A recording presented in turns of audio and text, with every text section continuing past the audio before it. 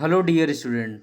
आज के वीडियो में हम लोग डिस्कस करने वाले हैं फिगर ऑफ स्पीच के तीसरे सेशन को। तो हम लोग बहुत बेहतरीन तरीके से सेशन को कंप्लीट कर रहे हैं। लगभग हम लोग सारे फिगर ऑफ स्पीच को एक क्वेश्चन के माध्यम से और उनके ऑप्शन के माध्यम से एक्सप्लेन कर रहे हैं।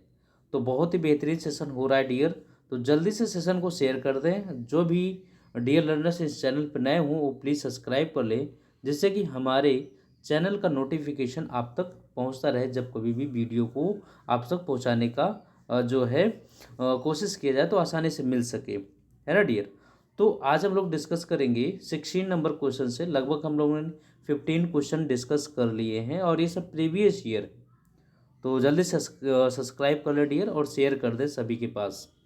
शुरू करते हैं। हमारा आज का पहला क्वेश्चन है, which figure of speech do we see in the following expression.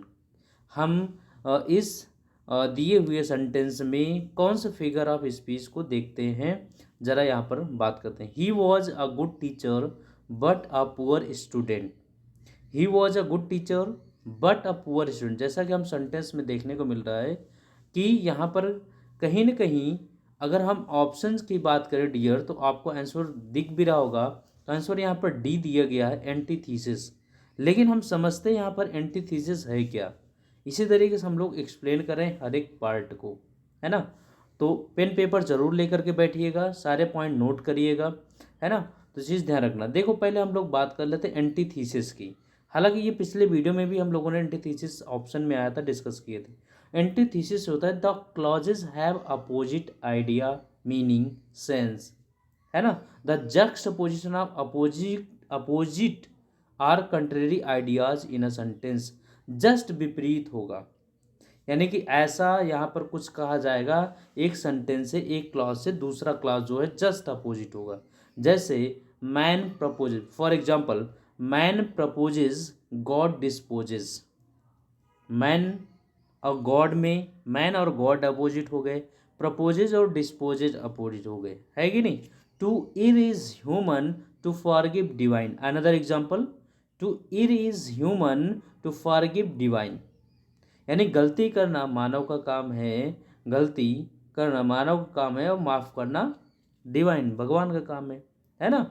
तो इर इज ह्यूमन, गलती हो गई, फॉरगिव हो गया, ह्यूमन हो गया, डिवाइन हो गया। तो दोनों कहीं ना कहीं हमको क्या देखने को मिल रहा है, अपोजिट देखने को मिल रहा है। That is called antithesis.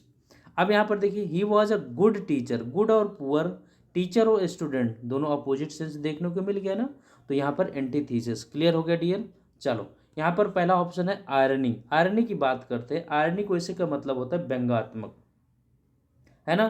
तो इसको जरा डिफाइन कर लेते हैं। The real meaning is exactly the opposite of that which is literally convey. ध्यान रखना, इसका रियल मीनिंग जो है, जो एग्जैक्टली मीनिंग है वो अपोजिट होगा जो शाब्दिक भावार्थ कन्वे कर रहा होगा, है ना। ध्यान रख, जैसे मैं यहाँ पर एक एग्जांपल समझाता हूँ।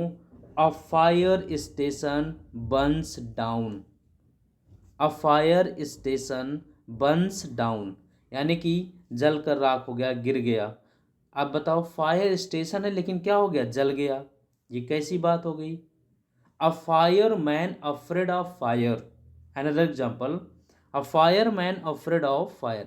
एक फायरमैन किससे भयभीत हो रहा है, किससे डर रहा है, फायर से डर रहा है। ये गलत बात है, दैट इज अ आयरनी, ये व्यंग्यात्मक है ना। हम इसे लिटरली मीनिंग से परे बात करते हैं, किस लिए, बस केवल क्या है, रेडिकुलस, उपहास मजाक के लिए।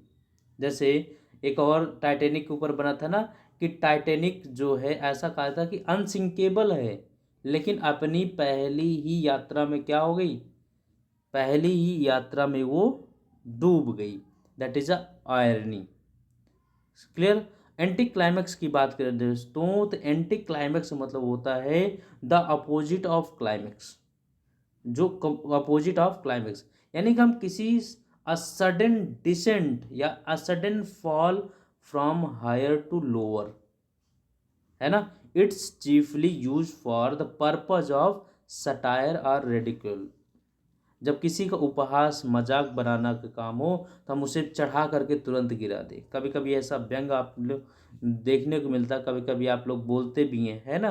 जैसे कि होता क्या है ना, मान लीजिए कोई पुअर बच्चा है, कोई गरीब बच्चा है ना, तो कहते हैं भाई ये तो राजा महाराजा हैं, ये तो किंग हैं, है कि नहीं। तो आपने उसको चढ़ा के गिराने की कोशिश किया है, उसका उपहास उड़ाने की कोशिश किया है। बात क्लियर होगी कि ना, समझ में आ डियर। अच्छा बाथोस क्या है डियर। अच्छा बाथोस अपने आप में एक करुणा वेद होता है ना। जरा इसको भी समझ लीजिए। अब बाथोस का मतलब क्या है, मैं यहाँ पर एक सिंपल से बात करूँ, a sudden change in speech, अचानक से अपने स्पीच में बदलाव कर लीजिए या राइटिंग में बदलाव कर लीजिए फॉर ए सीरियस और इम्पोर्टेंट सब्जेक्ट। यानी कि आपका एक इम्पोर्टेंट सब्जेक्ट या सीरियस सब्जेक्ट को या सीरियस राइटिंग को आप अचानक किस में बदल लीजिए, एक रेडिकुलस या वेरी ऑर्डिनरी वन में, या किसी उपहास में। जैसे मान लीजिए कोई गंभीर बात हो, उसे किस में अचानक चेंज कर लीजिए, किसी मजाक में। जैसे मैंने कहा, एक एग्जांपल से समझा देता हूँ, a mouse in a palace, a mouse in a palace, इसकी बात ज़्यादा समझा, मैं हिंदी में समझा देता हूँ। मान लीजिए कि जो है कोई किंग और क्वीन आपस में पैलेस में बातचीत कर रहे हों और माउस इधर उधर लेफ्ट राइट कर रहे हों, है ना। इसको एग्जांपल समझाता हूँ dear. A mouse scurries across the floor of grand palace while noble man and rulers discuss important matters. जब रूलर या जब नोबल मैन या राजा कह सकते हैं, उसके साथ साथ एक इम्पोर्टेंट मैटर डिस्कस कर रहे हों, तो उस समय माउस जो है उस पैलेस में इधर उधर भटक रहे हों, तो दैट इज अ बैथोस। जब हम किसी जो है इम्पोर्टेंट बात को हम अचानक से चेंज कर दें, किस में, किसी रेडिकल्स में, किसी जो है ऑर्डिनरी वन में, और किसी साधारण सी बात में, दैट इज अ बैथोस। क्लियर हो गया डियर, मैंने सारे ऑप्शन क्लियर किया, आयरनी, एंटी क्लाइमैक्स, बैथोस और एंटीथीसिस यहाँ पर ऑप्शन में दिया गया है, इसको आप नोट डाउन कर लीजिए। चलिए नेक्स्ट क्वेश्चन की बात करें हम लोग। Which figure of speech do we see in the following expression. अब इसमें कौन सा फिगर ऑफ स्पीच का प्रयोग किया गया है। हालांकि आप लोग अगर पहले वीडियो से देख रहे होंगे तो इसको आसानी से कह देंगे सर ये एलिट्रेशन है। क्या है ये, एलिट्रेशन है। कैसे समझ में आया, क्यों समझ में आया, क्योंकि हमने बताया कि एलिट्रेशन होता है the repeating of consonant sounds, alone alone all alone, alone on a wide wide sea. तो यहाँ पर ए और डब्ल्यू डब्ल्यू की रिपीटिशन है, that is a alliteration. Clear. अब बात करते हैं हम लोग ऑप्शन की, एजोनेंस। एजोनेंस की बात किया जाए तो एजोनेंस भी एक अच्छा सा जो है आपका कहीं ना कहीं एलिट्रेशन से संबंधित है, लेकिन थोड़ा सा अलग है। अलग कैसा है, यहाँ पर एजोनेंस को समझिएगा। जैसे हमने कहा कि यहाँ पर वावेल साउंड, ध्यान रखना, एलिट्रेशन में आपको साउंड मैटर नहीं कर रहा है ना, ना कि वावेल है कि आपका कॉन्सोनेंट, बस लेटर्स आपके रिपीट हो रहे हैं। लेकिन यहाँ पर आपका जो एजोनेंस है, यहाँ पर आपके वावेल साउंड्स इन्वॉल्व हो रहे हैं। वावेल साउंड, जैसे हमने कहा चिप्स एंड डिप्स, तो चिप्स एंड डिप्स में ई की साउंड, ई वावेल साउंड है। चिप्स एंड डिप्स, ची और डी में दोनों का क्या है, ई का साउंड है। No pain no gain, no में ओ की साउंड आ गया, पेन में ए की साउंड आ गया, नो गेन, है कि नहीं। साउंड समझ में आ रहा है डियर, तो that is a assonance. Metonymy क्या होता है, मेटोनमी हमने पहले भी डिस्कस कर लिया है। जरा एक जो लोग हमारे पहले वीडियो से देख रहे हैं वो जरा बताएंगे मेटोनमी क्या है। मेटोनमी होता है डियर कि जब हम आ, किसी ऐसे शब्द का प्रयोग करें जिसका मीनिंग कुछ और निकले। जैसे the crown said, the crown said, अब क्राउन थोड़ी ना बोलेगा, बोलने का काम किंग या क्वीन करेंगे, है ना। बात समझ में आ रही है कि ना डियर। तो ये मेटोनॉमी होता है। पन को हम लोगों ने डिस्कस किया था पिछले एग्जाम्पल में। पन को हमने डिस्कस किया था कि जिसके जो है एक शब्द के दो अर्थ निकले या दो शब्दों का प्रोनाउंसिएशन एक हो लेकिन उनकी मीनिंग क्या हो, अलग हो, उसे कहते हैं पन। क्लियर।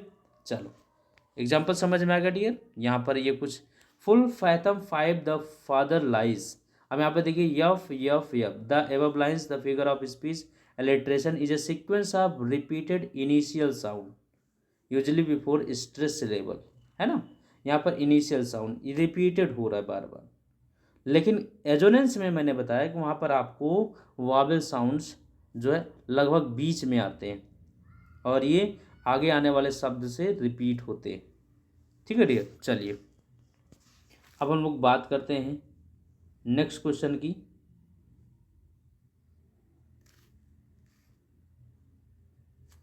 नेक्स्ट क्वेश्चन की बात करें dear, which figure of speech do we see in the following expression. अब इसमें आपको बताना है कौन सा फिगर ऑफ स्पीच है।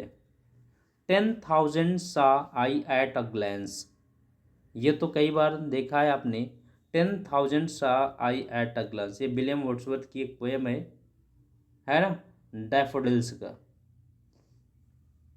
10,000 सा आई एट अ ग्लैंस, एक ही नज़र में, एक ही जो है दृश्य में, एक ही झलक में आपने 10,000 देख लिए। तो कहीं ना कहीं ये बढ़ा चढ़ा करके बात कही गई है। तो बढ़ा चढ़ा करके कही गई बात को क्या कहते हैं, उसे कहते हैं हाइपरबोल। क्या कहेंगे, हाइपरबोल। ऑक्सीमोरोन को अभी हम लोगों ने डिस्कस किया। क्या होता है ऑक्सीमोरोन, विरोधाभास। अब विरोधाभास के लिए मैंने आपको बताया भैया, अभी बताया कि नहीं बताया, जहाँ पर आप शब्दों के बीच क्या हो, विरोधाभास का सेंस हो। जैसे दो शब्द आपस में विरोधाभास रखे, जैसे बिटर स्वीट, बिटर स्वीट, तो दोनों शब्द क्या हैं, अलग अलग हैं। He is regularly irregular, he is regularly irregular, तो रेगुलरली और इरेगुलर, है ना, ये दोनों क्या है, अपोजिट है। स्वीट पेन, दर्द मीठा कैसे हो सकता है कि नहीं। फ्री मार्केट, मार्केट फ्री कैसे हो सकता है भाई, मार्केट है तो व्यस्तता होगी, बिजी एरिया होगा, है कि नहीं। Life is bitter sweet, bitter sweet कैसे हो सकता है कि नहीं। That is a oxymoron. कह सकते हैं two opposite qualities are added to the same thing, that is a oxymoron. Pun को मैंने बता दिया। यहाँ पर बेस्ट आप लोग ट्रांसफर एपिथेट की बात करेंगे, ट्रांसफर एपिथेट की बात करेंगे। जैसा आज न्यू ईयर है डियर, यानी कि न्यू ईयर का दूसरा दिन है, तो आप लोगों ने सब लोगों को विश किया होगा हैप्पी बर्थ या हैप्पी न्यू ईयर, है कि नहीं। तो ये ट्रांसफर एपिथेट का उदाहरण है। अब ये कैसा कैसा रहे, है कि नहीं। हैप्पी बर्थडे आप लोग लिखते हो कि नहीं लिखते हो, लिखते हो, यस लिखते हैं भाई। तो बर्थडे कैसे हैप्पी हो सकता है, ज़रा हमें ये बताएं। न्यू ईयर कैसे हैप्पी हो सकता है ये बताएं। That is a part of transfer epithet का। A figure of speech where an adjective, listen carefully, a figure of speech where an adjective और phrase that describes one thing is transferred to another. Clear. जैसे we had a memorable day, अब day memorable थोड़ी होता है, time memorable होता है कि नहीं। हैप्पी बर्थडे में happy is transfer epithet, happy तो कोई पर्सन होगा ना, डे थोड़ी ना, बर्थडे थोड़ी ना हैप्पी होता है। जैसे मैंने कहा सारा हैज़ एन अनहैप्पी मैरिज, यानी कि सारा की जो शादी है हुई है वो थोड़ी अनहैप्पी मैरिज है। तो सारा हैज़ एन अनहैप्पी मैरिज, तो मैरिज अनहैप्पी मैरिज थोड़ी ना होती है, मैरिज थोड़ी ना हैप्पी होती है। Marriage is an abstract concept and can not be happy और unhappy, yes or no. Sara and her partner में have an unhappy marriage. Clear now. A wonderful day, day wonderful नहीं होता, आपका जो है समय वंडरफुल होता है। Clear, that is a transfer epithet. Is that clear now. I hope you are understood. इसी तरीके से वीडियो को पाने के लिए प्लीज़ चैनल को सब्सक्राइब कर लें। कल हम लोग फिर जो है 3-4 क्वेश्चन लेकर के आएंगे और उसके पीछे 6-7 आपको जो है फिगर ऑफ स्पीच को अंडरस्टूड करेंगे। मिलते हैं नेक्स्ट वीडियो में, तब तक के लिए थैंक्स फॉर वॉचिंग।